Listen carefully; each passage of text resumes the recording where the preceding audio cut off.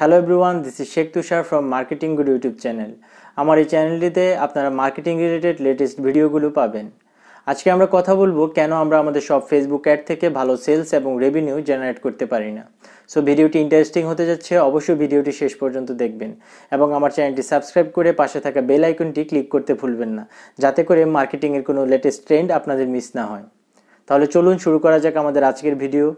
বর্তমানে নতুন মার্কেটারদের জন্য সবচেয়ে জনপ্রিয় একটি অ্যাডভার্টাইজিং প্ল্যাটফর্ম হলো ফেসবুক।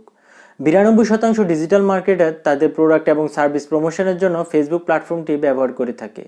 এর মধ্যে মাত্র 10% ডিজিটাল মার্কেটার তাদের ফেসবুক অ্যাড থেকে ভালো সেলস এবং রেভিনিউ জেনারেট করতে পারে না। আপনি যদি একজন ভালো ডিজিটাল মার্কেটার হয়ে থাকেন, তাহলে অবশ্যই আপনি কারণগুলো অনুসন্ধান করতে পারবেন এবং খুব সহজেই আপনি কারণগুলো অনুসন্ধান করে আপনার ফেসবুক অ্যাডগুলো সাজাতে পারবেন। আমাদের অনেকের মাঝে একটি ভুল ধারণা রয়েছে যে আমরা ফেসবুক অ্যাড দিলেই প্রতি অ্যাডস থেকে আমাদের অনেক সেলস এবং রেভিনিউ জেনারেট হবে। এই কথাটি একেবারে ভুল। ফেসবুক অ্যাড থেকে সেলস না পাওয়ার অনেক ধরনের কারণ থাকতে পারে। এর মধ্যে এখন প্রধান 5টি কারণ আমি আপনাদের সাথে শেয়ার করব। নাম্বার 1, আপনাকে আপনার টার্গেটেড ট্রাফিক এবং টার্গেটেড মার্কেট সম্পর্কে খুব ভালোভাবে জানতে হবে। ফেসবুকে অ্যাড রান করার আগে অবশ্যই এই দুইটি বিষয়ের উপর আপনাকে সবচেয়ে বেশি গুরুত্ব দিতে হবে। আপনি কার কাছে প্রোডাক্টগুলো বিক্রি করতে যাচ্ছেন, আপনি কোথায় কোথায় প্রোডাক্টগুলো বিক্রি করতে যাচ্ছেন, ওইসব এলাকার মানুষের ডেমোগ্রাফিক ডাটাগুলো নিয়ে আপনাকে খুব ভালোভাবে রিসার্চ করতে হবে।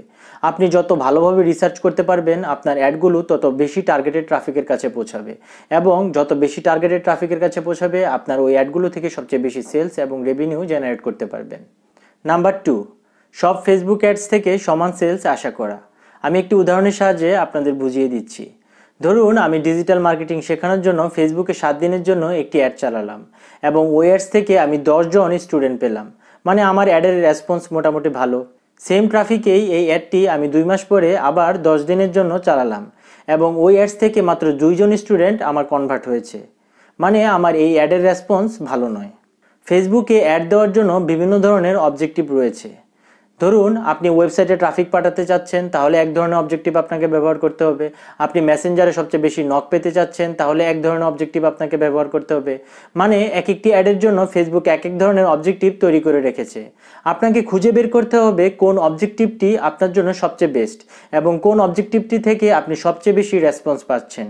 আরেকটি কাজ অবশ্যই করতে হবে, প্রতিটি অ্যাড শেষ হওয়ার পরেই আপনাকে ওই অ্যাডটি নিয়ে ভালোভাবে রিসার্চ করতে হবে এবং ওই রিসার্চের ডাটা থেকে আপনি আপনার পরবর্তী অ্যাডগুলো ডিজাইন করবেন, তাহলে আপনি ভালো রেসপন্স পাবেন।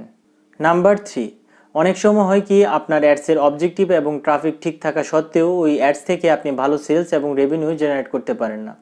এর অনেকগুলো কারণের মধ্যে একটি হতে পারে আপনার প্রোডাক্টের কোয়ালিটি। আপনার প্রোডাক্টের কোয়ালিটি যদি খারাপ হয়, তাহলে আপনি কখনোই এই অ্যাডস থেকে ভালো সেলস জেনারেট করতে পারবেন না। তাই আপনাকে কাজে নামার আগে অবশ্যই আপনাকে খুব ভালোভাবে প্রোডাক্ট রিসার্চ করতে হবে। ধরুন, আপনি যে প্রোডাক্টটি নিয়ে কাজ করছেন সেই প্রোডাক্টের চাহিদা অনেক ভালো, কিন্তু আপনার প্রোডাক্টের কোয়ালিটি তেমন ভালো না। ফলে আপনি যদি ওই প্রোডাক্টটি নিয়ে ফেসবুকে অ্যাড চালান, তাহলে ওই অ্যাডস থেকে আপনি ভালো সেলস আশা করতে পারবেন না। আবার অনেক সময় এমন হয় আপনার প্রোডাক্টের চাহিদা অনেক ভালো এবং আপনার প্রোডাক্টের কোয়ালিটিও অনেক ভালো, কিন্তু আপনি আপনার প্রোডাক্ট এবং সার্ভিসটি আপনার কাস্টমারের কাছে সুন্দরভাবে উপস্থাপন করতে পারছেন না। এর ফলে আপনি প্রোডাক্ট এবং সার্ভিসটি থেকে ভালো সেলস জেনারেট করতে পারছেন না। তাই আপনাকে আপনার প্রোডাক্ট এবং সার্ভিসগুলো আপনার কাস্টমারের কাছে অথবা আপনার ক্লায়েন্টের কাছে ছবি অথবা ভিডিওর মাধ্যমে খুব সুন্দরভাবে উপস্থাপন করতে হবে। নাম্বার 4, সময়। কিছু কিছু প্রোডাক্টের বিক্রি সময় বেঁধে কম বেশি হয়ে থাকে। যেমন, আপনি যদি শীতকালে ফ্যান বিক্রির জন্য ফেসবুকে অ্যাড দেন, তাহলে সেই অ্যাডস থেকে আপনি ভালো সেলস জেনারেট করতে পারবেন না। আবার সেই অ্যাডটাই যদি আপনি গ্রীষ্মকালে দেন, তাহলে ওই অ্যাডস থেকে আপনি ভালো সেলস জেনারেট করতে পারবেন। আবার অনেক সময় দেখা যায় কিছু নির্দিষ্ট দিনে, যেমন ঈদ পূজাতে, আপনার কিছু প্রোডাক্টের সেলস হঠাৎ করে অনেক বেড়ে যায়। তাই ওই সময়গুলোতে আপনি যদি আপনার প্রোডাক্টের মান এবং দাম ঠিক রেখে ফেসবুকে অ্যাড চালাতে পারেন, তাহলে অবশ্যই আপনি ওই অ্যাডগুলো থেকে ভালো সেলস জেনারেট করতে পারবেন। নাম্বার 5 এবং সবচেয়ে গুরুত্বপূর্ণ একটি টিপস, ডিজিটাল মার্কেটার। অনেক সময় হয় কি আমরা ফেসবুকের অ্যাডস থেকে ভালো সেলস না আসলে আমরা ডিজিটাল মার্কেটারকে দায়ী করি, কিন্তু এই কথাটি একেবারেই ভুল। কারণ আমি আগেই বলেছি, আমরা সব ফেসবুক অ্যাডস থেকে কখনোই সমান সেলস আশা করতে পারি না। আবার কিছু কিছু ক্ষেত্রে আমরা ডিজিটাল মার্কেটারকে দায়ী করতে পারি, কারণ ডিজিটাল মার্কেটার যদি আপনার টার্গেটেড ট্রাফিক সম্পর্কে না জানে, তাহলে সে কিভাবে আপনার প্রোডাক্টটি অথবা আপনার অ্যাডটি আপনার টার্গেটেড ট্রাফিকের কাছে পৌঁছে দেবে।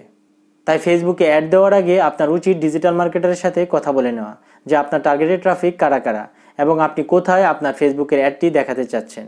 তাহলে ডিজিটাল মার্কেটার খুব সহজেই আপনার টার্গেটেড ট্রাফিকের কাছে আপনার অ্যাডটি পৌঁছে দিতে পারবে।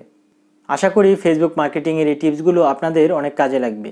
আপনারা যদি এই টিপসগুলো অনুসরণ করে ফেসবুকে অ্যাডস রান করতে পারেন তাহলে অবশ্যই অ্যাডস থেকে আপনারা ভালো সেলস এবং রেভিনিউ জেনারেট করতে পারবেন। আমার ভিডিওটি যদি ভালো লাগে তাহলে অবশ্যই ভিডিওটিতে একটি লাইক করবেন। আর আপনাদের যদি কোনো মতামত থাকে অথবা কোনো কিছু জানার থাকে তাহলে অবশ্যই ভিডিওর নিচে কমেন্টস করে জানাবেন। ধন্যবাদ সবাইকে।